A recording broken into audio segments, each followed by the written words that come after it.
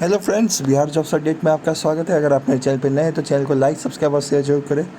तो मैं आज आपको एक एक न्यूज़ देने वाला हूं जो कि बीटीएससी जेई की तरफ से है। लेकिन उससे पहले एक महत्वपूर्ण जानकारी या फिर आपको एक तरह से समझिए चैनल के रिगार्डिंग एक नोटिस देना चाहता हूं कि मेरे चैनल पे जितने भी आते हैं व्यूज़ करते हैं, लेकिन चैनल को लाइक सब्सक्राइब नहीं करते। सब्सक्राइब नहीं करने की वजह से मेरे जो मोटिवेशन है वो तो पहली बात तो मिल नहीं पाते। और मैं आप लोगों के लिए मेहनत करके सबसे पहले वीडियो जो भी सबसे पहले वैकेंसी आती है वो मेरे तरफ से बता दी जाती है, जो भी बिहार में आती है, जो चाहे वो एएनएम की जानकारी हो, चाहे वो जेई की जानकारी हो, मेडिकल के रिगार्डिंग हो, या बिहार के छोटे छोटे ज़िले से जो वैकेंसी निकल के आती है उसके बारे में मैं सबसे पहले बताता हूँ। या फिर आपका असिस्टेंट प्रोफेसर, गेस्ट टीचर, ये सब जो कोई कवर नहीं कर पाता और सब यूट्यूबर, मैं वो कवर करता हूँ। फिर भी मुझे मेरे चैनल पे सब्सक्राइब नहीं हो पाती, जिसके कारण मेरा जो सब्सक्राइबर वो ज़्यादा नहीं हो पा रहा है। अगर ऐसा ही चलता रहा तो मुझे चैनल बंद कर देना पड़ेगा।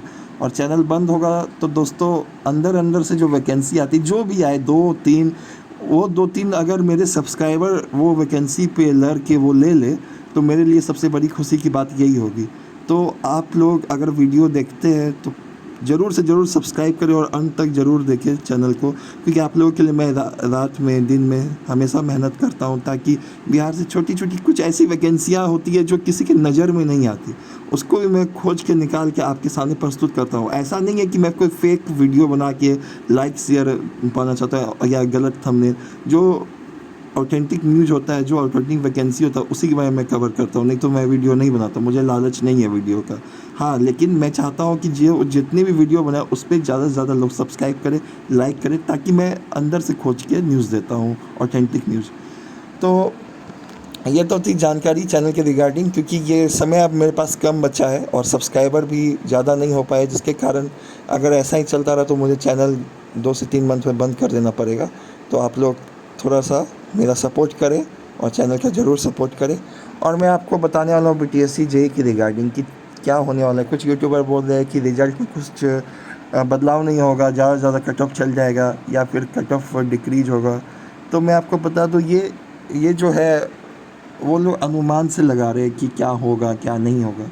पहले तो वो 40%, जब उसका कट ऑफ आप अगर 1 साल पहले देखिएगा, उसका कट ऑफ 40% का, चाहे वो जनरल का हो तो 52-53, बीसी कैटेगरी का 50, ईबीसी का 49 से 51, एससी का 45-46, एसटी का 48, इस टाइप से आपका उसका कट ऑफ देखिए 40% का ऐसा बनाया गया। और 60% में बहुत हाई कर दिया, लेकिन जब रिजल्ट आया तो पूरा उलट हो गया। 98% यूट्यूबर का यही हुआ। 2% इधर उधर सही हो गया, लेकिन 98% यूट्यूबर का यही हुआ उसके साथ कि 40% कट ऑफ बहुत ज़्यादा हाई चल गया। 60% का जितना काउंसलिंग कट ऑफ था उतना ही लगभग रह गया, 1-2 आगे पीछे हुआ, उससे ज़्यादा फ़र्क नहीं पड़ा। और ये क्यों हुआ? 60% आपको जानना बहुत ज़रूरी है कि 60% में जितना काउंसलिंग कट ऑफ गया, कोई कैटेगरी में काउंसलिंग कट ऑफ से भी कम चल गया। क्यों ऐसा? ऐसा इसलिए हुआ क्योंकि 60% वाले को जो भी ज़्यादा नंबर वाले थे उसको डिपार्टमेंटल चॉइस के तहत 40% में जगह दिया गया। सबसे पहली बात ये हुआ।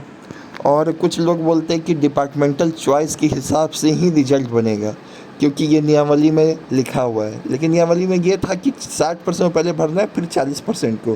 क्योंकि जो 36 आरक्षण जो होता है आपको ये जानना बहुत जरूरी है। और 36 आरक्षण उसी को मिलता है जो कि उस कैटेगरी में कोई नहीं जा सकता। 36 आरक्षण, जैसे मान लीजिए 36 आरक्षण ये कहता है कि आप बिहार के पॉलिटेक्निक पास आउट है तो आपके लिए 40% रिजर्वेशन है। तो 40% में आपका बाहरी कॉलेज के लड़के उसमें नहीं आ सकते। 36 आरक्षण ये मतलब जैसे 35% आरक्षण, 36 आरक्षण है महिलाओं को, तो उसमें कोई पुरुष नहीं जा सकते। तो वैसे ही 36 आरक्षण है, उसमें कोई नहीं जा सकते, लेकिन इसमें भेज दिया गया। तो मेरा ये कहना है कि मल्टीपल डिपार्टमेंट होने की वजह से लोग बोल रहे हैं कि इसलिए ऐसा किया गया, मल्टीपल डिपार्टमेंट है इसलिए डिपार्टमेंटल चॉइस फिलिंग के अकॉर्डिंग दिया गया। तो मैं आपसे ये कहना चाहता हूँ कि 60% में जब देखा गया, अप्रॉक्स सीट लगभग आपका 2800 के करीब मान लीजिए कि आपका सीट था। और 2800 से 3000 के बीच मान लीजिए आपका सीट था 60% में, और इधर आपका 2300 सीट था लगभग 40% government private polytechnic pass out from Bihar college से। तो 2300 सीट में जो भी डिपार्टमेंटल है, 2300 सीट में 40% का वो बंटवारा हो गया 60-40 में। तो मेरा ये कहना है कि 60% में जितने डिपार्टमेंट है उतना में 60 वाले को फाइट करवाइए। 40 में पहले मेरा क्या ये कहना है कि आप डिपार्टमेंटल चॉइस से दीजिए। आप विभाग अगर ये चाह रहा है कि हम डिपार्टमेंटल चॉइस से देना चाहते हैं तो 60% में जितना भी डिपार्टमेंट आ रहा है उसी में फाइट करवाइए, और 40% में जिसका अंक अच्छा है, जिसका डिप्लोमा में मार्कशीट में नंबर अच्छा है, तो उसमें उसको डिपार्टमेंटल 40% में जो डिपार्टमेंटल अच्छा वाला मिल रहा है उसे, तो उसमें करवाइए। मेरा ये कहने मतलब कि 60 और 40 सिक्योर कर दिया जाए। 60 में 60 वाले को ही डिपार्टमेंटल के लिए लड़ा जाए, फर्स्ट सेकेंड थर्ड उसी में हो, और 40% वाले में जो डिपार्टमेंटल है, जितना डिपार्टमेंट रखा गया है 2300 सीट में, बस 2300 स्टूडेंट का फाइट हो जिसका हाई मार्क्स है 40% वाले का, और 60% जितना सीट है और जिसका जितना एक्सपीरियंस का अंक है उस हिसाब से एक्सपीरियंस को फाइट करवाया जाए। ये नहीं कि एक्सपीरियंस और फ्रेशर को फाइट करवाया जाए। इससे क्या होगा कि एक आपको बिहार के जो बच्चे हैं, मतलब बिहार से जो पॉलिटेक्निक पास आउट बच्चे हैं, उसको ज़्यादा से ज़्यादा मौका मिलेगी वैकेंसी में। नहीं तो फिर ऐसा हो जाएगा कि बाहर से जो पढ़े हैं, जैसे कि आपका बाहर में ज़्यादा से ज़्यादा नंबर मिलता है, यूपी के कॉलेज में कॉमन सी बात है, वहाँ ज़्यादा नंबर मिलते हैं। नॉर्मली स्टूडेंट आपका दिन भर दारू सिगरेट पिएगा और उसे 80% से एबव आता है। ये मेरा पर्सनल एक्सपीरियंस बता रहा हूँ आपको कि मेरे भी कुछ ऐसे दोस्त थे जो बाहर से करके आए, जो कि एकदम पढ़ने में कुछ नहीं थे, लेकिन वो आराम से 82-83%, जो 12th में फेल करते थे, वो अचानक डिप्लोमा में जाके महान क्रांतिकारी बन गए और 80% से ऊपर लेके आए।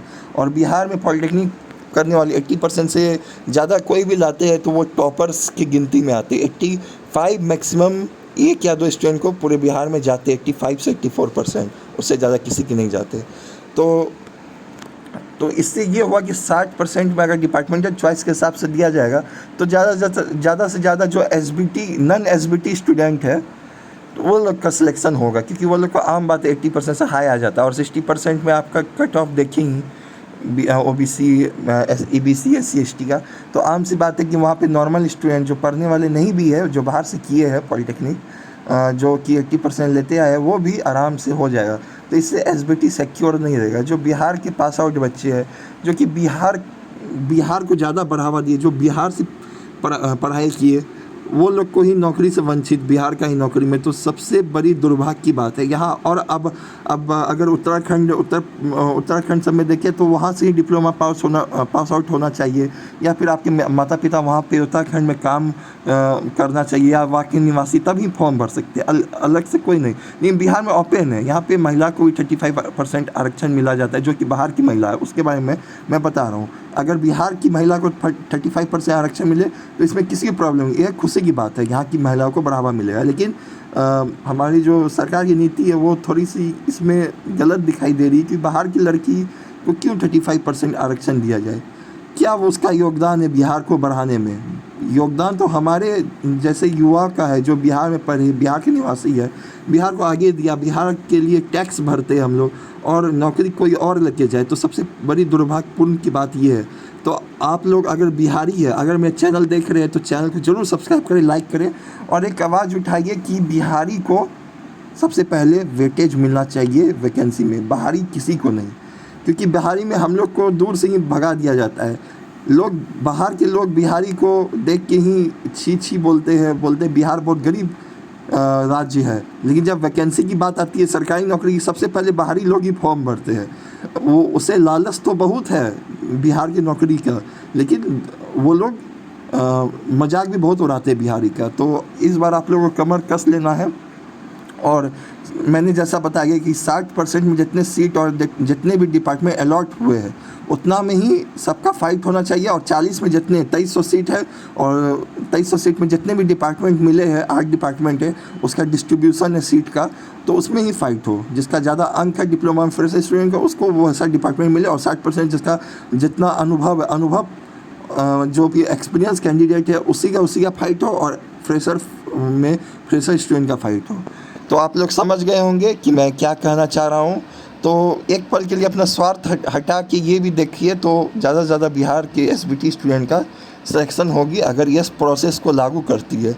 तो मैं चाहूँगा आप लोग चैनल को लाइक, सब्सक्राइब, शेयर जरूर करें। धन्यवाद।